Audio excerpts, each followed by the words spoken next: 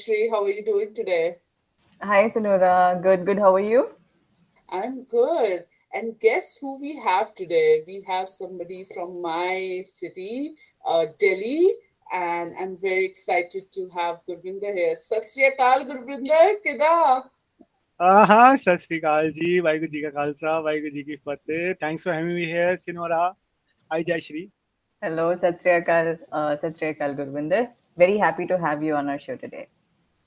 likewise to be here and to see both of you smiling during a weekend. That's our weekend. That's how our weekend looks like these days. Where are you, Gurvinder? It's snowing so beautifully there. It's it's amazing. it's opposite of where I am. I'm in Delhi. It's too hot here, and just to at least make me feel good, I'll use this background. Uh, Yeah. एक feeling आ जाती है ना कि चलो कुछ तो ठंडा चल रहा है आसपास एसी के अलावा. I know, right? मतलब वो sending that right vibes, sending that vibes to the universe. Please, अब तो थोड़ी बारिश कर दो, kind of thing. Yeah, जैसे आप देख रहे हो पानी नीचे जा रहा है वैसे ही मैं पिघल रहा हूँ तो मेरा भी यही हाल चल रहा है अभी. Temperature is too hot here. yeah, I know. But yeah, thank you so much for coming to our show, and we're really delighted to have you. So why don't you start with a small introduction of yourself and let the viewers know who you are, where you're working, what is your passion looks like in Agile, and everything about you. Sure. I'm Gurbrinder Singh. I'm carrying over 15 plus years of diverse work experience. I have been into many roles, starting as Java developer and then moving to PL SQL developer, database administrator of Oracle and MySQL for the majority of my tenure, where I've been known for my troubleshooting and performance tuning skills. Because of which I worked on stability of DB2 and also worked on NoSQL technologies like Neo4j and Cassandra. I have worked on automation using Ansible, Python, and Shell. And then my journey into actual agile practitioner started as a Scrum Master. I also call myself accidental Scrum Master because at that time it was too new. I was not aware about what exactly is Scrum Mastery. And ever since, I have played different roles. Started with Scrum Master to chapter leader, tribe coach, group coach, and I continue to work on latest technologies like cloud, cybersecurity, using DevOps and other best industry practices while applying Scrum, Kanban, Lean, design thinking, system thinking, and scaled agile. I feel blessed that I'm part of McKinsey. From last 10 years, I've been part of McKinsey, and it gave me opportunity to explore myself and grow while growing the firm. My McKinsey journey story is also published on the firm website in case you wish to read.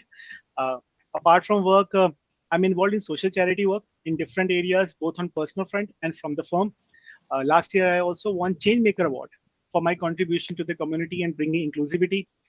And coming from a Punjabi background, I have a small group of passionate people within the firm with whom I perform Bhangra. That's the Oh, Punjabi yeah. folk dance form. And I enjoy movies like Avengers and Harry Potter. That is amazing. You have Great. such diverse experience, Gurvinder. It's so nice to hear. And the entire journey, it looks like you have a lot to talk about. But I think we have to concentrate our thoughts today on the topic of our agile world indeed, that is estimation. So, and the the funny thing about estimation is everyone is doing it, everyone is not doing it, and everyone is doing so differently, and everyone have such different notions around it.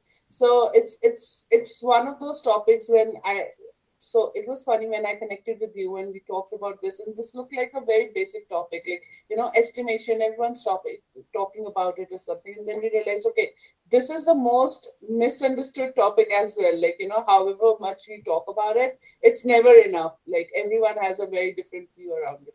So I think let's start with the topic. So why don't we talk like why don't you tell us your experience with estimation, what has that has been like? See, my journey started with estimation in a wrong way. I was at a very initial stage and I thought, let's push the team to do relative estimation and they'll be successful. And I learned lesson in a very hard way. And that's why I call it relative estimation is a very controversial topic. Within our own community, there is a chunk of people who thinks this doesn't work at all. And there's also in people who say that I don't know how it works, but somewhere it is not the way the book prescribes.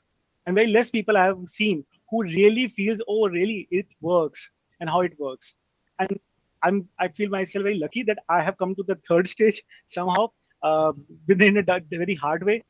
But the journey has been very different because I learned it's not about the concept in Scrum, in our own Agile. If you see, it's beyond concept. It's about how you apply those concepts. When do you apply those concepts? And our role is to create a platform or the environment where when and how to apply the concept. Because if you don't create it, then the acceptance is very low. And for that, people should pull these concepts, not you push those concepts. Yeah, no, absolutely. That's very true. Absolutely. So, since we're talking about it, I think there's something which is about absolute estimation. So, what do you think? How is that playing a role in your projects, and what are your thoughts around that? Very good question.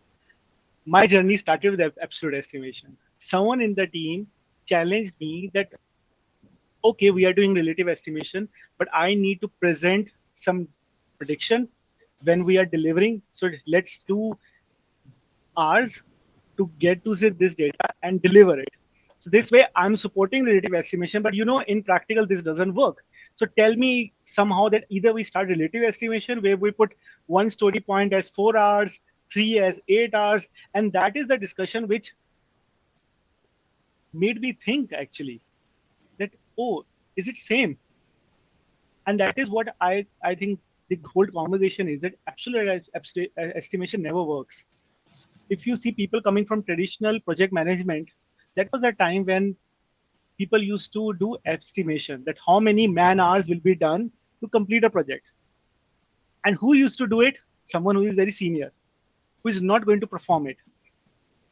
And at the end, when it was failing, people used to say, oh, you were experienced, what did you miss? And team member used to say that it's your fault, you never consulted me, these were so many challenges involved. So what used to eventually happen, these estimates were of no use. People used to blame each other. Because if you see Jayashri, fact of the matter is, your 1 hour is not equal to my 1 hour. Your way is different than mine. So how can your 5 hours of estimation of something can be same with me? I may take 10 hours, I may take 1 hour. And that is what the bottom line is. Absolute estimation never works. But story point does. Because we can come to a mutual agreement that, okay, 3 story points, okay, we have understood about complexity, efforts, uncertainty. So, okay, I'm fine with three. Let's not call it 1 or 5.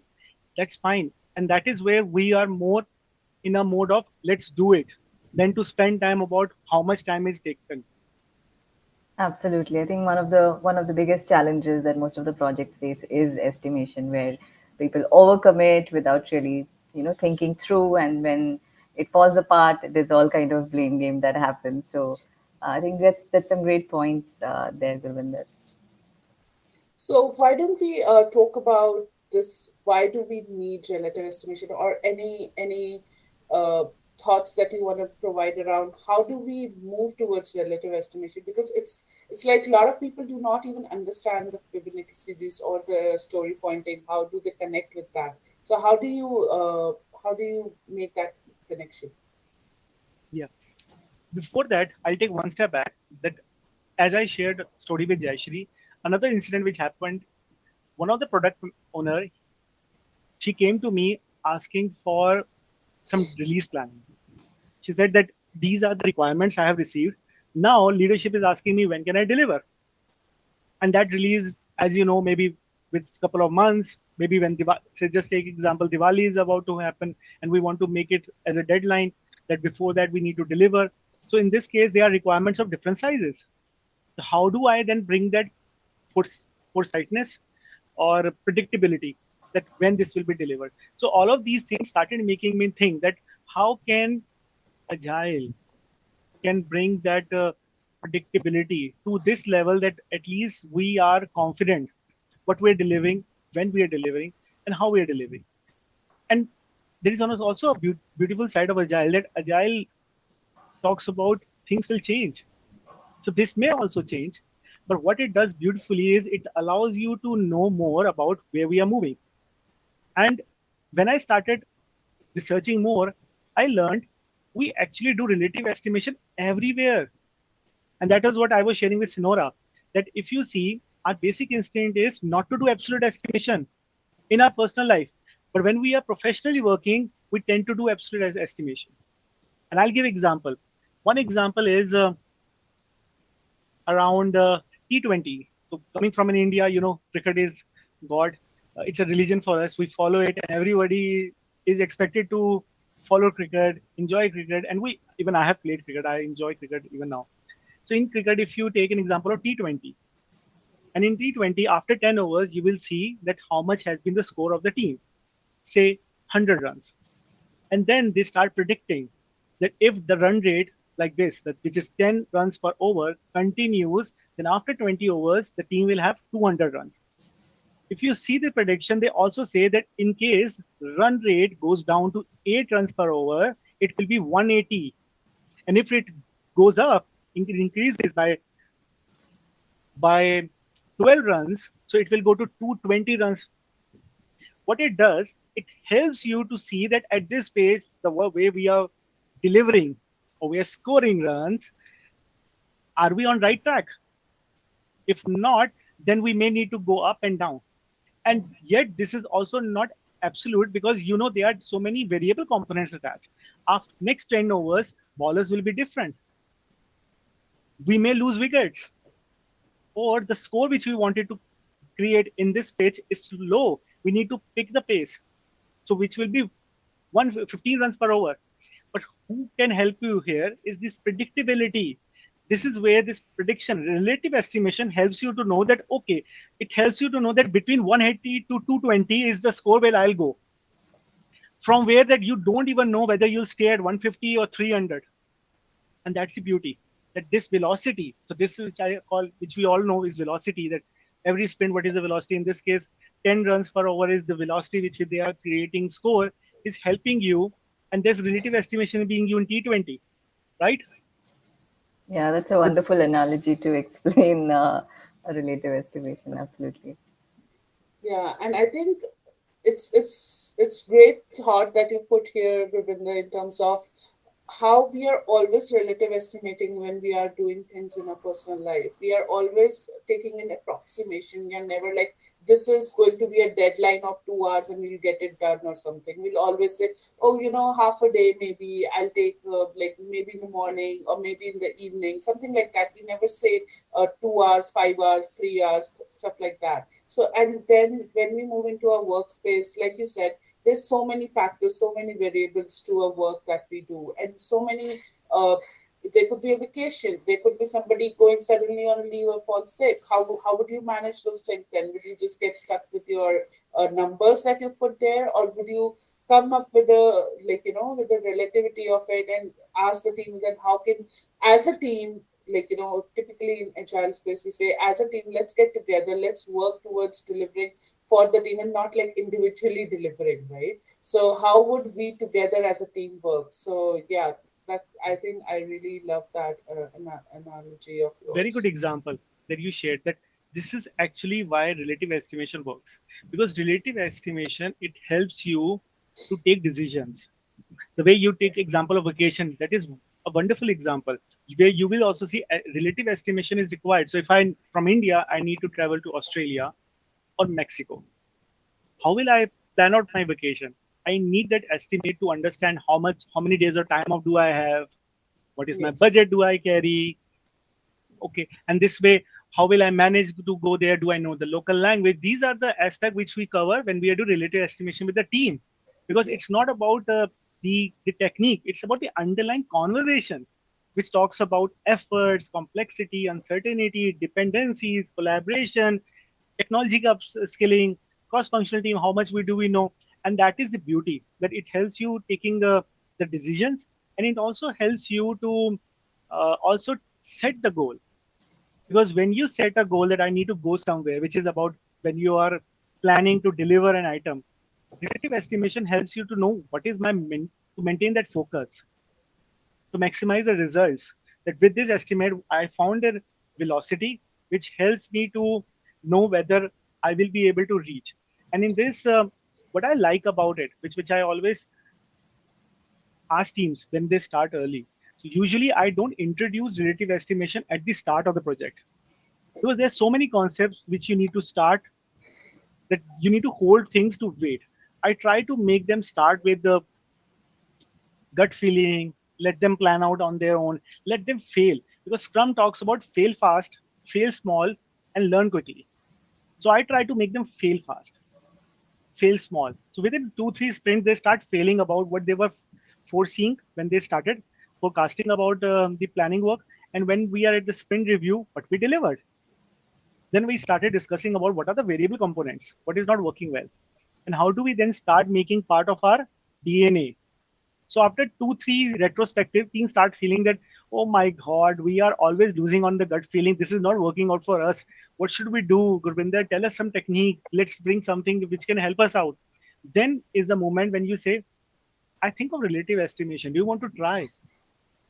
They say, yeah, let's try. The other concepts also work very well. We want to try. And then they have a pull model where you introduce this concept. I have introduced this in many teams. Many teams, they also invite me because of the way I deliver this concept to get it introduced in their system. And in this, I help them also how to implement it. When they start seeing the value that, okay, what is it offering me? So three things which I really like about a relative estimation is number one, it provides you speed over accuracy. Because what you're doing, you're not spending time in planning, a lot of planning, wasting time in planning. You do relative estimation, you plan fast, but you spend time on delivering, actual delivery. And then retrospecting that, okay, what we thought as 5 was not actually 5, it was 13. Let's change it to whenever these kind of stories will come, we'll call them 13. So those retrospectives really help you. Plus, the most beautiful part is collaborative technique because it is creating a blameless culture to the traditional model where one person used to do the estimation and it used to fail to team collectively is doing it even though everyone is not well versed, but that allows to have that discussion that okay, for me it is 21 pointer, for you it is 1 pointer. Why? Because I don't know what needs to be done.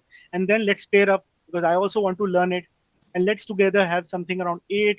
But that is where team together decides, and if we fail, nobody is going to pinpoint on the person that you did 1, you said 8, you said 21, because we decided together as 8. And that is what makes you truly like the Scrum team needs to work on. That it's about inclusivity, togetherness. We need to be successful together, fail together, learn together. And lastly, I also like about the relativeness because there is no units attached to it. You can talk about a story point in terms of one, starting with one, or tens, or hundreds, or thousands, and then make it in this way that because it's more about how you and I we interpret it within the team. So that's why I have seen that it has a lot of advantage of team be more focused toward delivery. Yeah, and I think you touched a very important point, Gurvinder, when you said that you don't just go in the team and immediately start with it. And I think me and Jeshri were also talking about it earlier yesterday that, how you enter a team and you don't want to suddenly start to disrupt everything the moment you enter. You want to give them that time to grab the new thoughts. There's already so many things that are coming in when they are starting to adopt agile ways of working, or any new way of working for that matter. And then this whole estimation, people get scared sometimes because they think that, oh, are we being estimated on something? Am I being scrutinized on something? Will this impact my career graph? Will this impact my promotion, or my anything, right? Maybe somebody's watching me when I'm not able to complete. When I say, like you say, fail fast, but is failing really being appreciated in the organization? Those kind of things comes very naturally to an individual. And when you slowly build that muscle memory of an individual into, the ways of working are being accepted by the organization, and now we are moving into story point estimations. And these story points are not really talking about your potential or your capability. They are just team story points. Together, how are we delivering it? Together, how are we achieving it? And then we are talking in the same language of the efforts that is being put when we are working together in that environment. So there are no blame games anymore.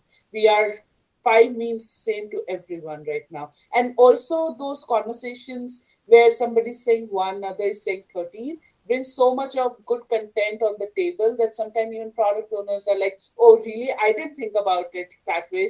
Okay, let's talk more about it, let's take a breakout session, let's just sort this thing up. And then, because what I have seen a lot of times is people go into the sprints and they are not prepared for the sprint, and then the spillover happens. Then all the like things are not being delivered on time, and those kind of things happen. So it's like that conversation is the crux of how we are delivering in the end. So I think I loved all the 3 points that you pointed out and how you put together those things. I mean, I got so many thoughts while listening to you right then and there. Couple of things which I want to add here. The way you touched, I want to add to it. One is I have seen backlog refinement being immensely important once relative estimation is introduced. Because PBI, product backlog item, when you pick, and as you rightly said, it also makes your product owner be more aware. Oh, I was not even thinking about it. Having those conversations about why we need this, what is required, and when teams start talking about how part that, you know, this is not easy for us because you need to collaborate with these teams, we need to prioritize in their shelf, and in this we have not done it before, or it is on production directly, there are so many environments connected, and just writing down as part of your PBI itself make the team so much confident. Oh my god, this is not an easy thing. Okay, this is complex, and for this we need someone who also joins us because team is not self-sufficient. So those conversations have become part of backlog refinement regularly. Nobody would like to lose such a meeting. Everybody talks about it, and then slowly, naturally the knowledge transition is happening within the team. Oh, our Yes. system is having these components attached, I was not aware, we need these skills additionally to work on it. And as you also said about the how people feel, हमारा वहाँ पे बहुत बड़ा role आता है, क्योंकि हम कैसे कल्चर बनाते हैं, हम Yes. वहाँ पे लोगों को कैसे फील कराते हैं कि आप वोकल हो, you speak what is inside you. It doesn't matter whether you are junior in the team or senior, whether you have less experience or more. Your Yes. title, your band doesn't matter. What matters is let's make this team successful together. So your point, and we navigate those conversations, or we say facilitate. We facilitate conversation in a way that all are feeling inclusive.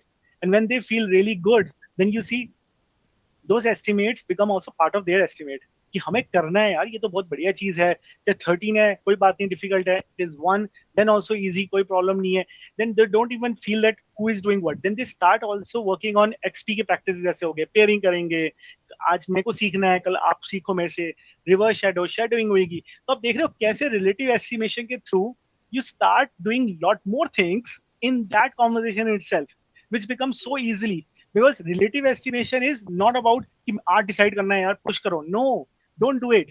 Talk about underlying conversation, that why it, what can we do, what is needed, and in this जो conversation बन के आती है उससे next step जो बन के आते हैं, कई बार story छोटी हो जाती है, and Yes. Absolutely. I can give you example. So usually whenever I go to any session, so after that they also ask me how to execute it. So in the execution piece, I usually start by saying that just understand the fact that it will take few iterations to understand the concept and implement, because every team, even though you have done it in the past, it's a reset. So just see that with the team, your style will change. The way you bat or ball or you play any game, baseball, you have to make adjustment in your style, and just understand the fact that हम naturally ना realistic है ही नहीं. Either we are optimist or pessimist, and you'll see this in your teams. There are few people who say, oh हो जाएगा कर देंगे कोई बात नहीं, अरे दे दो और आन दो. But there are few people in the team who says, oh, this is impossible to be done, this cannot happen. So you need to understand that how relative estimation slowly brings all of them together, that realistic हो हम थोड़ा बहुत, और कैसे दोनों का blend बने. और इसमें हम जब कॉन्वर्सेशन करने की इसलिए जरूरी है, इसीलिए स्टोरी पॉइंट से मैं बोल रहा हूँ ना कि वो 8 क्या है, क्योंकि वो दोनों वॉइसेस अगर आप सुनोगे, मिलके सुनोगे, तो आप ज्यादा अच्छे से चीजों को प्लान कर पाओगे, और टीम को पता चलेगा कि हमारी टीम में किस तरह की स्ट्रेंथ्स हैं, let's leverage them. And I have seen that over the course, team also started asking each other that I want your estimate points too, because I know you bring something different, and someone Yes. else also, because that's where during the backlog refinement the conversation become more intense. और intense Yes. होनी भी चाहिए क्योंकि आप कोई beautiful चीज कर रहे हो. Our Yes. work is an art. It's not straight forward कि ईंटें लगा दी हमने और घर बन गया. कैसे ऊपर नीचे चीजें हो रही है, कॉम्प्लिकेट प्रोजेक्ट्स में स्क्रम लगता है. और इसलिए वहां पे दिमाग लगाना पड़ेगा, हमें लोगों को देना पड़ेगा वैसा टाइम, उनको क्रिएटिव बनने देना पड़ेगा. Yes, yes, absolutely, Gurbrinder. And I think you rightly, very rightly said that sometimes what happens is there's somebody in the room who may be a new joinee, a junior person, or somebody who's an introvert, maybe. They're not too much into speaking and all. And then suddenly they realize there's this intense conversation going on and there's so much of input coming from everyone. And then they get the courage of saying their own things. And suddenly now they're part of the team, right? That dynamics just falls in all of it together just because we are having that conversation about that one point which is like which is controversial between what the product owner is saying, what the team is saying, and how they are saying that they can see that okay, we can push back to the product owner. It is okay to do that. It's not like product owner ने कह दिया पत्थर की लकीर है हमें तो करना ही पड़ेगा. मतलब it's not like that anymore. Like you are a developer, you are a tester, you are a solution architect, whoever you are, right? You have all the rights to say the way you are a creator at the end of the day. And when you're creating, you have the right to say how you would like to create that, or what do you see in your path of creation. So I think it's absolutely stunning how these estimation conversation comes in and how the team then get together and have the conversation. So, yeah. Yeah, and I love the point of how relative estimation nurtures creativity, how it nurtures collaboration. I think these are the indirect benefits that you get out of relative estimation, and also creating a culture where people are open and they can talk freely, share their points, and get the work done together. So, I think great. I think great inputs here, Gurvinder. मैं आपको So implementation बताता हूँ. तो मैंने देखा है लोग usually struggle कहाँ करते हैं, how to implement it. Because yes, we are able to wear the shoe of a trainer, but then how to make it implement is I enjoy the most, because that takes me closer to the team, to their work. And usually how I do, I then ask my team that okay, you take a day, and since it's been 2-3 sprints, and now you'll understand why I asked him to stay for 2-3 sprints without relative estimation. So they have done some work, they know what kind of work is coming on their way, maybe 3-4 sprints, and then I ask them, okay, let's meet tomorrow, and you come up with one story which is one story point for you. And tomorrow when we meet, all of them, they start explaining that this is a one story point from last 4-5 sprints, 3-4 sprints. Why? And I start noting why. People say, oh, because this is straightforward. There was a self-serve portal got created. Nothing is required. So nothing is required from my side. That means someone else used to do. Someone said, oh, this is straightforward. We can do by our own. It hardly takes some time. I know the skills. The people keep sharing about what does one mean. And then towards the end, we are coming to a common agreement. What does one mean? And I don't do anything magical. I just say, okay, this is what you explained to me. One means this from this story point. Are you agreeing? And from this, whenever we make any new story, we'll say, if it is beyond this, then it will be what?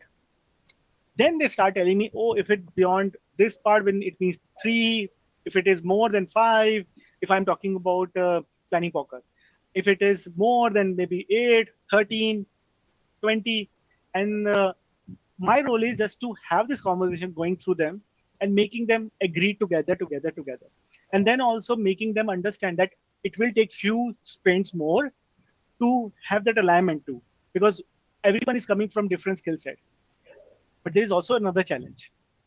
Few teams struggle to find one story point because their work is complex.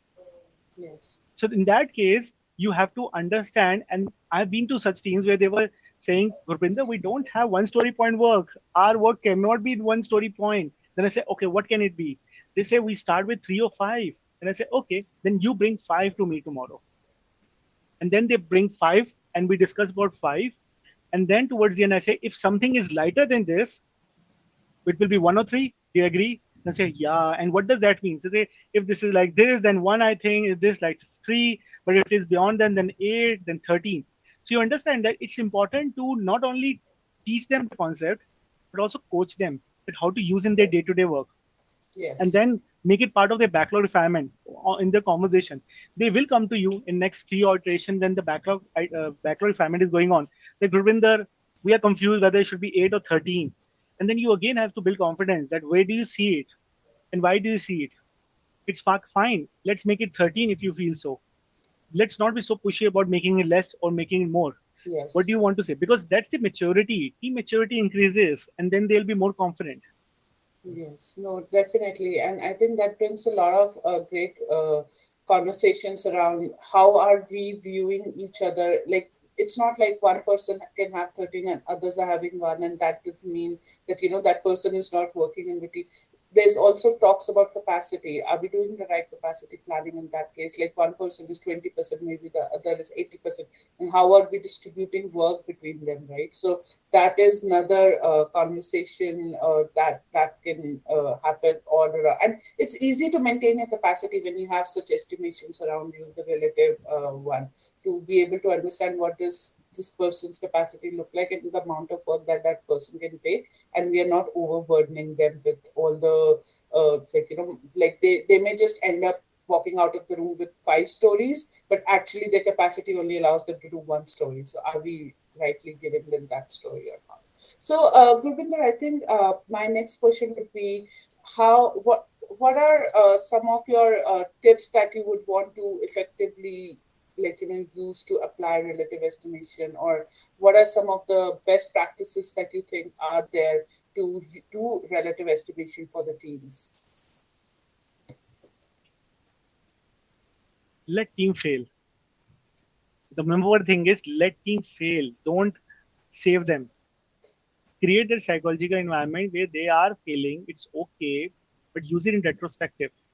Because what will happen when you start a sprint during sprint planning, you will decide that okay, we pick 25 story points. They'll deliver 15. Next time they'll pick 18, but they'll then deliver 23. It's fine.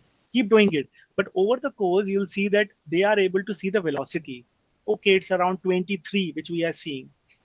And then let's push about more if you want. But this is where if you try to make them deliver 100%, it's not a good sign of a team. A good team will not be able to deliver everything, but also make them strive towards increasing the velocity after making a velocity. Because that's the tricky part. Few times you'll see that PO pushes you that I need more velocity. Your role is as a coach to make team also and the coach and the PO understand that this is what best they can offer. Sometimes team also play smart when Yeah. they try to undercommit and try to underdeliver because they don't want to be pushed. So your observation day to day is to also help them in their coaching and mentorship that how they are delivering best for the firm, and in this how they also increase their velocity. So you can see it's a very trickier part.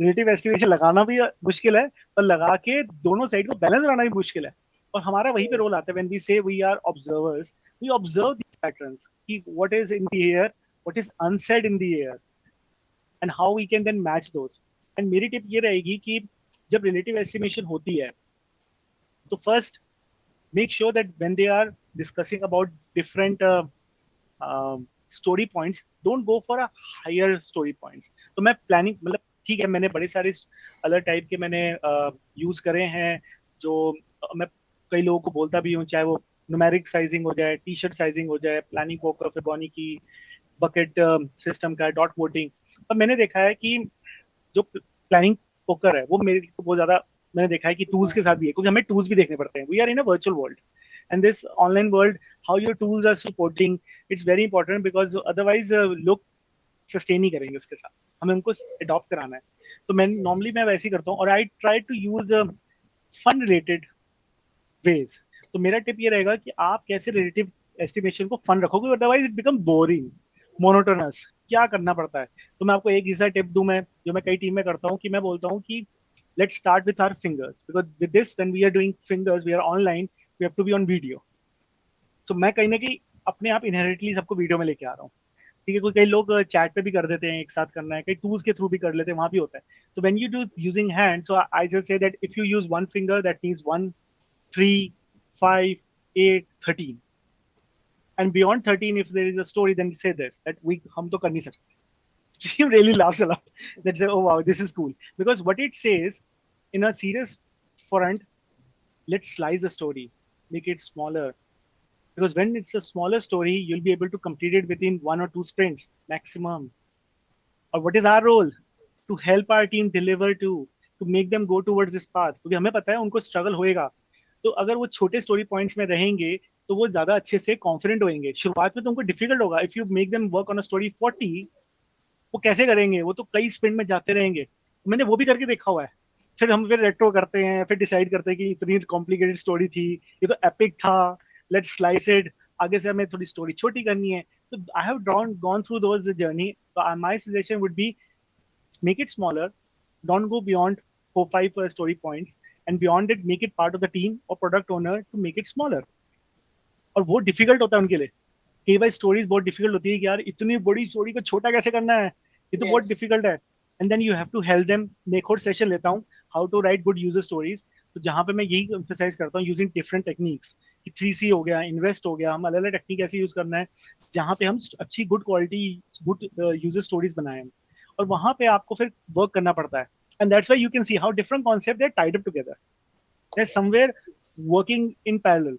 And but यहाँ पे हमें ध्यान रखना है कि ज्यादा story points ना हो, क्योंकि मैंने देखा है at the end people struggle when story points are beyond 20, beyond 40, and then they say, oh, it is really difficult.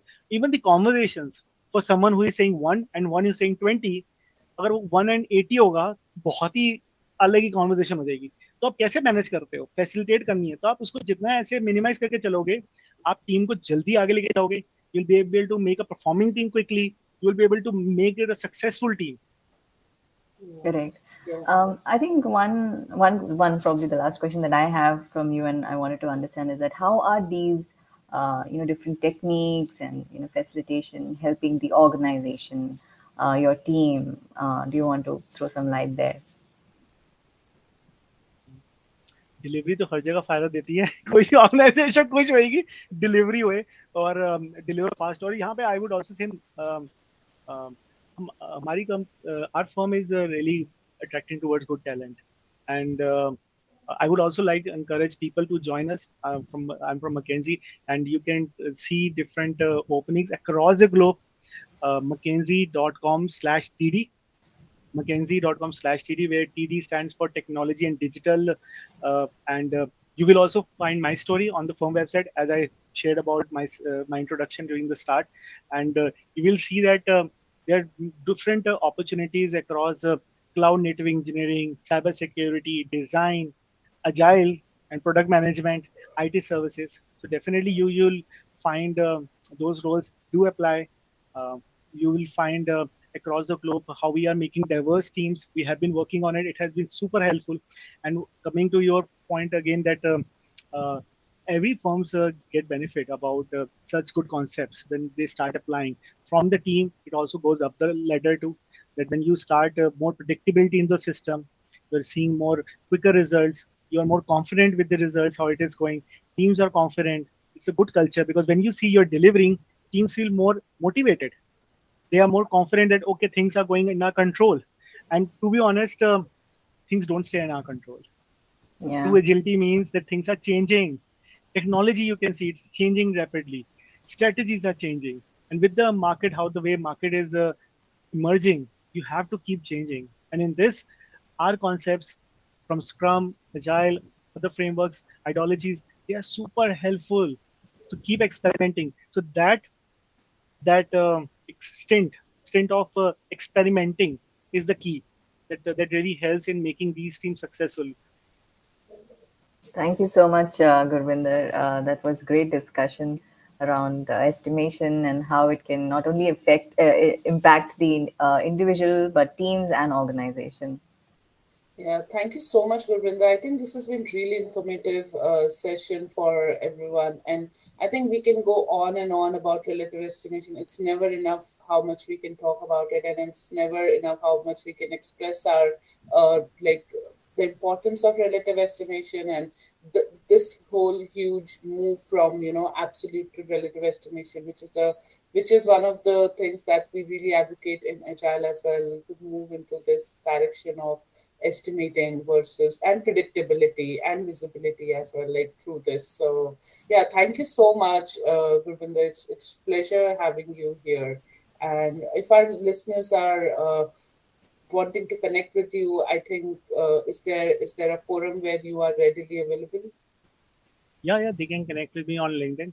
I also shared the McKinsey.com/TD. They can join the firm. Good talent. We always welcome them and definitely want to work with them.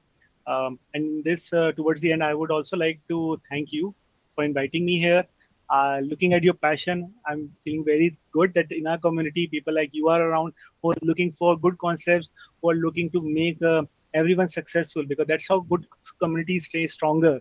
They grow. Yes. Thank you. Thank you so Thank you much. so All much. right. All right, then. Bye bye. Have a great day. Bye, Gurvinder. Bye bye. Take care.